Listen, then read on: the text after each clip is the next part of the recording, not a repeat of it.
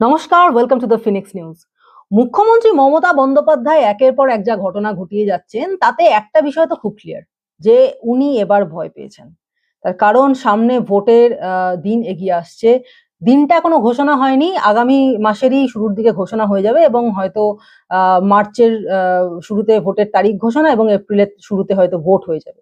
তো সেখানে দাঁড়িয়ে ভোটের মাত্র 2 মাস আগে যা ঘটনা তিনি একের পর এক ঘটিয়ে যাচ্ছেন, যা ডিসিশন একের পর এক নিচ্ছেন, তাতে তার যে ভয় যথেষ্ট আছে, সেটা সেই ধারণাটা প্রত্যেকের মনেই তৈরি হয়ে গেছে যে তিনি ভয় পাচ্ছেন। দেখুন, বিষয়টা হচ্ছে যে রাজনীতি হচ্ছে একটা দাবা খেলার মতো। দাবার বোর্ডে মুখ্যমন্ত্রী এক পক্ষ, অন্য পক্ষে আরো অনেকে চাল দিচ্ছে। এখানে শুধু দুপক্ষের খেলা হয় না, এখানে অনেক পক্ষের খেলা চলে। তো সেই রাজনীতির দাবাতে বা পাশা খেলাতে বলা যেতে পারে, প্রত্যেক পক্ষই কোথাও না কোথাও কোনো না কোনো জায়গা থেকে কোনো না কোনো চাল দিচ্ছে এবং এই চাল এবং তার পাল্টা চালে কে যে কখন চেকমেট হয়ে যাবে তা কেউ বলতে পারে না। তো সেই চেকমেট হওয়ার জন্যই তো ভোট। কে কাকে চেকমেট করতে পারে সেটা দেখার জায়গাটাই তো ভোট, নির্বাচন। তো সেখানে দাঁড়িয়ে এখন এই মুহূর্তে দাঁড়িয়ে শতরঞ্জ কা খেল जो है ওটা যে খুব ইন্টারেস্টিং হয়ে উঠেছে সেটা বলার অপেক্ষা রাখে না। ভোটের আগে এই ধরনের একটা মানে সরগরম পরিস্থিতি রাজ্য রাজনীতিতে, এটা কিন্তু খুব ইন্টারেস্টিং। তো যদি আমরা শুরু করি তাহলে কিছুদিন আগে থেকে শুরু করা যাক। যে মুখ্যমন্ত্রী সুপ্রিম কোর্টে গেলেন, সেখানে গিয়ে তিনি কালো চাদর জড়িয়ে ওকালতি করতে গেলেন এবং সারা দেশের সামনে নিজেকে এবং বাংলাকে হাসির খোরাক করে আসলেন। সেখানে দাঁড়িয়ে সুপ্রিম কোর্টের যারা বিচারপতিরা ছিলেন তারা বারবার বললেন যে আপনার যিনি লয়ার আছেন তিনি যথেষ্ট যোগ্য, তার কথা আমরা শুনবো। কিন্তু এই কথায় মুখ্যমন্ত্রী দমলেন না, তিনি সেখানে দাঁড়িয়ে সওয়াল করে আসলেন এবং তারপরে সেই সওয়ালের মানে তিনি কতটা দাপটের সঙ্গে সওয়াল করেছেন তা নিয়ে তো তৃণমূলের যারা আইটি সেলের যারা লোকজন রয়েছে তারা সোশ্যাল মিডিয়াতে ঝড় তুলেই দিল। মুখ্যমন্ত্রীও সেই জয়োধ্বজা ওড়াতে যাচ্ছিলেন, ঠিক তার আগেই সুপ্রিম কোর্ট তার চালটা দিয়ে দিল, পাল্টা চাল। এবং একেবারে বিনা মেঘে বজ্রাঘাতের মতো চালটা এসে গেল। কিরকম? এই যে ডিএ মামলা নিয়ে টানা হ্যাচড়া বেশ কিছুদিন ধরে চলছিল। তো এই টানাপোড়েনের মধ্যে সুপ্রিম কোর্ট অবশেষে ডিএ মামলার রায় দিয়ে দিল। সেখানে দাঁড়িয়ে রাজ্য সরকারকে প্রথমেই তো সুপ্রিম কোর্ট মহাজন বলে উল্লেখ করেই ছিল এই মামলার শুরুতেই। মহাজন মানে তো আপনারা জানেনই, অনেক আগেকার দিনে যারা আজকে যারা সুদের কারবারি, সুদখোর ব্যবসায়ী, তাদেরকে আগেকার দিনে মহাজন বলা হতো। এই মহাজনের কাছ থেকে ধার টার নিলে সে ধারা সারা জীবনও শোধ হতো না। সুতরাং মহাজন বা সুদের কারবারিদেরকে আমরা এই সময়ে যতটা খারাপ চোখে দেখি, আজ থেকে কয়েকশো বছর আগে যখন প্রাচীন বাংলা ছিল সেই সময়ে বাংলা বা আমাদের দেশে এই মহাজনদেরকে কিন্তু অত্যন্ত খারাপ চোখে, অত্যন্ত হীন মানুষ হিসেবে দেখা হতো। তো সেই হীনতা যে আমাদের রাজ্য সরকারের ক্রিয়াকলাপের মধ্যেও রয়েছে এবং এই রাজ্য সরকারের কাজ যে জনবিরোধী।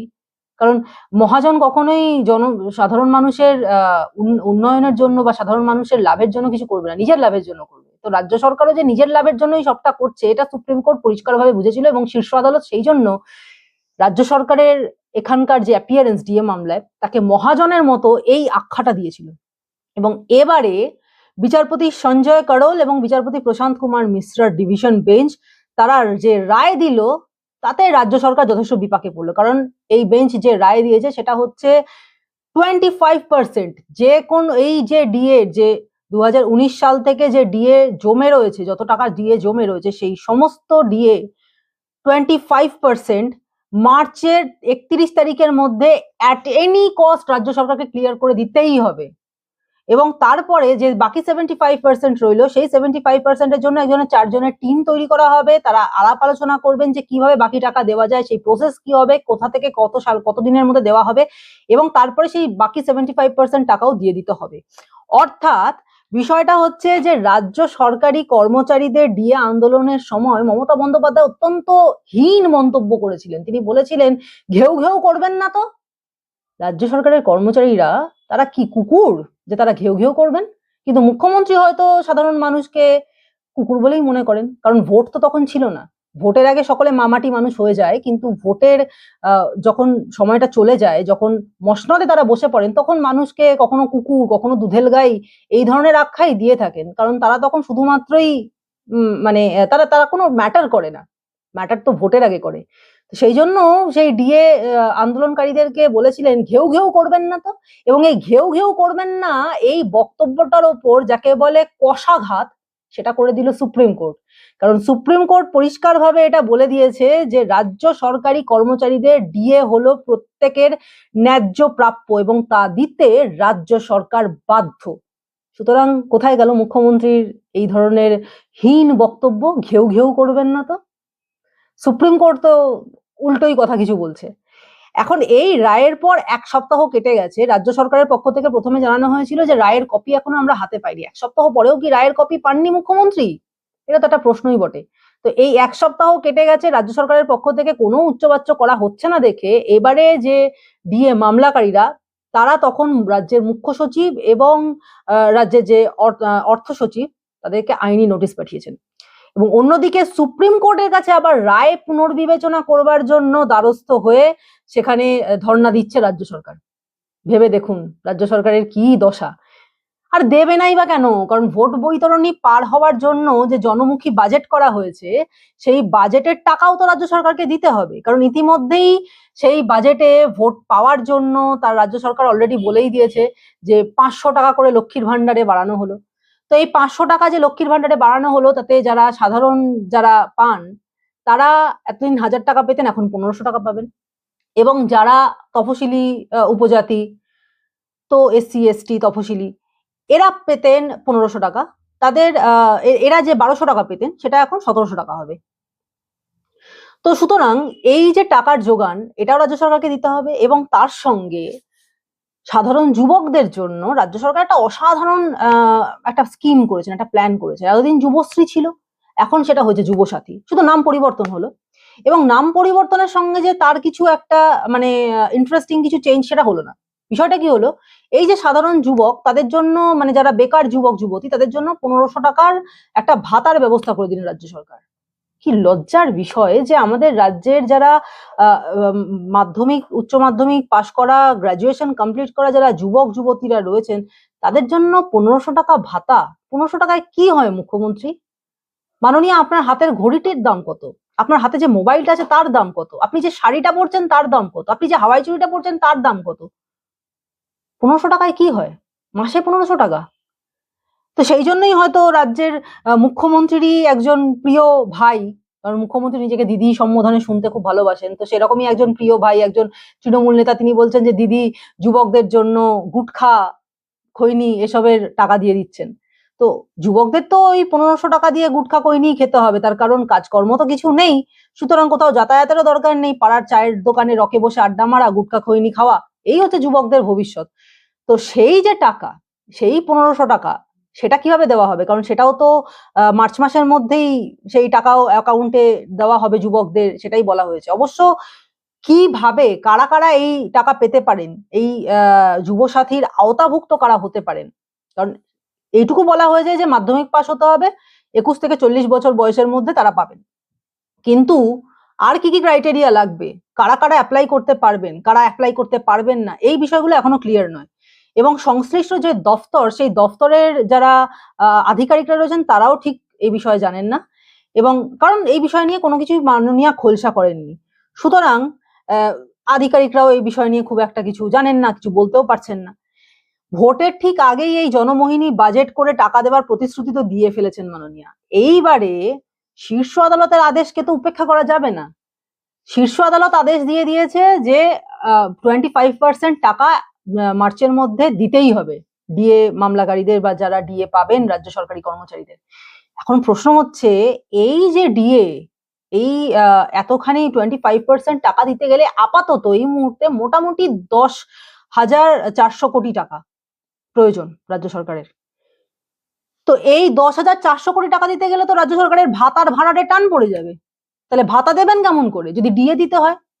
আবার যদি ডিএ না দেন তাহলেই ভাতা দিতে পারবেন, কিন্তু সেক্ষেত্রে সুপ্রিম কোর্টের মানে বক্তব্যের রায়ের অমর্যাদা হয়, অর্থাৎ কন্টেম্পট অফ কোর্ট হয়ে যায়। সুতরাং রাজ্য সরকার এখন পড়েছেন দোটানায়, পড়েছেন এখন ওই শাঁখের করাত যাকে বলে, রাজ্য সরকারের অবস্থা এখন তাই। অন্যদিকেও এত গায়ে চাদর টাদর জড়িয়ে, কালো চাদর জড়িয়ে বেশ একটা সুন্দর পারফরমেন্স করে আসলো, সেই পারফরমেন্সের যে কোনো প্রভাব পড়েনি সেটা কিন্তু সুপ্রিম কোর্টের রায় থেকে পরিষ্কার হয়ে গেল। কারণ সুপ্রিম কোর্ট পরিষ্কার রায় দিয়ে দিয়েছে যে এসআইআর প্রক্রিয়ায় রাজ্যের কোন রকম হস্তক্ষেপ বরদাস্ত করা হবে না। অর্থাৎ সুপ্রিম কোর্ট ইলেকশন কমিশনকে ফ্রি হ্যান্ড দিয়ে দিল যে রাজ্য সরকার যদি এসআইআর প্রক্রিয়া কোনোভাবে বাধা দেওয়ার চেষ্টা করে, টেক অ্যাকশনস, এবং লিগাল অ্যাকশনস নিতে আর কোনো বাধা থাকবে না ইলেকশন কমিশনের। এবং ঠিক এই সময় ইলেকশন কমিশন নতুন চাল দিয়ে দিল। একের পর এক চাল পড়ছে, রাজ্য সরকার তো মানে দিশাহারা হবেই। কারণ এই সময় নির্বাচন কমিশন যেটা করলো সেটা হচ্ছে যে জানা যাচ্ছে পশ্চিমবঙ্গে এতকাল তো আমরা জানতাম 6 দফায় বা 8 দফায় ভোট হয়, এবং সবচেয়ে বেশি কেন্দ্রীয় বাহিনী ভোটের সময় থাকে পশ্চিমবঙ্গে, কারণ পশ্চিমবঙ্গে অত্যন্ত রাফ ভোট হয় এবং রাফ ইলেকশনের জন্য pre poll post poll violence প্রচুর পরিমাণে হয়। 2021 সালে আমরা তো দেখেইছি যে কিভাবে বিরোধী দলের মানুষগুলোকে মারা হয়েছে। সেখানে দাঁড়িয়ে এবছর নির্বাচন কমিশন একটা ডিসিশন নিয়েছে যে 6 দফায় নয়, 8 দফায় নয়, 7 দফায় নয়, 5 দফায় নয়, এমনকি 3 দফাতেও নয়, 1 দফায় ভোট হবে। খুব বেশি তো 2 দফা, প্রথম দফায় উত্তরবঙ্গে, দ্বিতীয় দফায় দক্ষিণবঙ্গে, অথবা 1 দফায় ভোট হবে গোটা পশ্চিমবঙ্গ জুড়ে। এবং এইটার জন্যই কিন্তু রাজ্য সরকার আরো বড় ধাক্কা খেয়ে গেছে।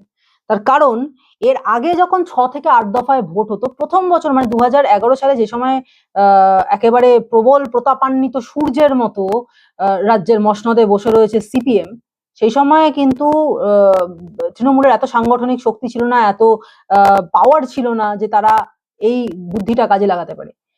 তো সিপিএম যখনই ধরাশায়ী হয়ে গেল, তৃণমূল যখনই মসনদে আসলো বাংলার, সেই সময় থেকেই তৃণমূল যেটা করলো 6 দফায় বা 8 দফায় বা 7 দফায় যখনই ভোট হতো, তৃণমূলের যারা সো কল্ড কর্মী, কেমন কর্মী তা আমরা জানি না, মানে কর্মীরা তো পার্টির কাজ করে, তারা অন্য কিছুও করে, যাই হোক হোয়াট এভার ইট ইজ, তো এই যারা কর্মী তাদেরকে মোবিলাইজ করা হতো। আজকে বারুইপুরে ভোট, তো দমদম থেকে বারুইপুরে মোবিলাইজ করা হলো। আজকে যদি কুলতলিতে ভোট হয়, তো বারুইপুর থেকে কুলতলিতে মোবিলাইজ করে দেওয়া হলো, বারুইপুরের লোকজনকে নিয়ে দমদমের লোকজন নিয়ে কুলতলিতে চলে গেল।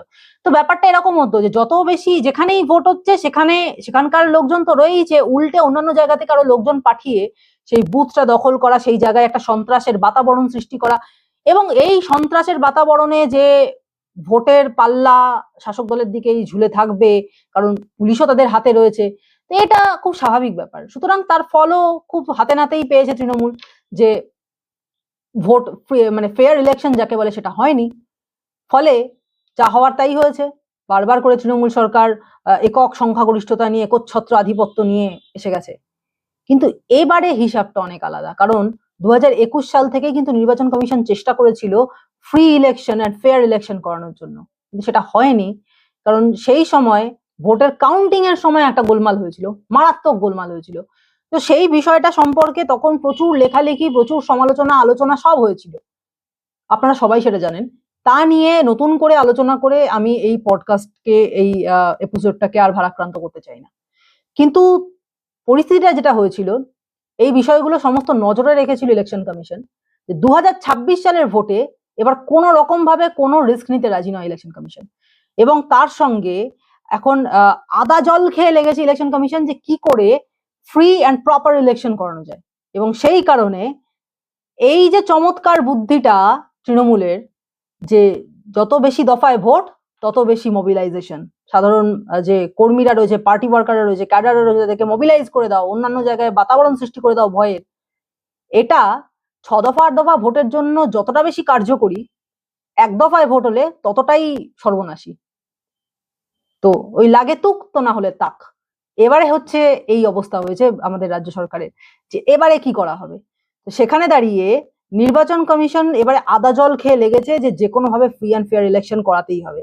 এবং সেই কারণে যদি মমতা বন্দ্যোপাধ্যায় আবার আসেন নির্বাচিত হয়ে, পরিষ্কারভাবে ভোট হোক, সাধারণ মানুষ নিজের যা বক্তব্য, নিজের যা ধারণা ভাবনা চিন্তা সেই হিসেবে ভোট দিক।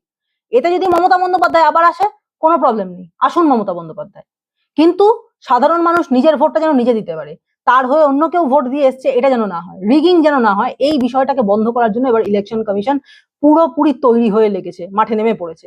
এবং সেই কারণে এই বিভিন্ন হাই রাইজ বিল্ডিং এ বুথ তৈরি করা এবং সেই বুথকে একেবারে কড়া নিরাপত্তায় মুড়ে রাখা। ইভেন এটাও পর্যন্ত জানা যাচ্ছে যে এবারে নাকি বুথের আশপাশে পুলিশকে ঢুকতেই দেওয়া হবে না, পুরো বুথের দখল রাখবে কেন্দ্রীয় বাহিনী নিজেদের হাতে, সেখানে যাতে একটা মানে মাছিও গলতে না পারে তেমনই নিরাপত্তার ব্যবস্থা করছে নির্বাচন কমিশন।